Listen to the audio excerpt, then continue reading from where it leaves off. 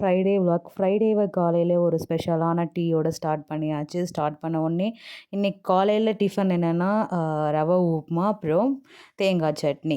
நான் நேற்றே சொல்லியிருந்தேன் செங்கேழி அம்மனுக்கு பால் குடம் தூக்குறாங்கன்னு. ஸோ அந்த கோயிலுக்கு தான் போயாச்சு. அங்கே போய் எல்லாத்தையும் முடிச்சதுக்கப்புறமா அப்படியே வர வழியில் கொல்லி ஃபுல்லாக பார்த்திங்கன்னா தர்பூசணி இருந்துச்சு. சரி ஓகே தர்பூசணி சாப்பிட்லான்னு பார்த்த உடனே ஆசை வந்துருச்சு.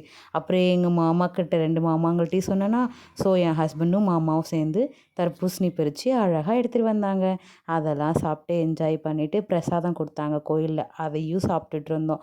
அதுக்கப்புறமா எங்கள் வீட்டு தக்ஷா பாப்பா வந்து இவர் கூட விளையாடிட்டு இருந்தார். பாருங்களேன் சின்ன பிள்ளை மாதிரி விளையாடிட்டு இருக்காரு. அதுக்கப்புறம் மதியத்துக்கு பிரியாணி சாப்பிட்டோம். பிரியாணி சாப்பிட்டதுக்கப்புறமா ஸ்நாக்ஸ்க்கு வந்து முட்டை பப்ஸ் சாப்பிட்டுட்டு அதுக்கப்புறமா ஈவினிங் போல் மறுபடியும் ஒரு ஸ்பெஷல் டீ குடிச்சிட்டு எங்கள் மம்மி வீட்டுக்கு கிளம்பியாச்சு.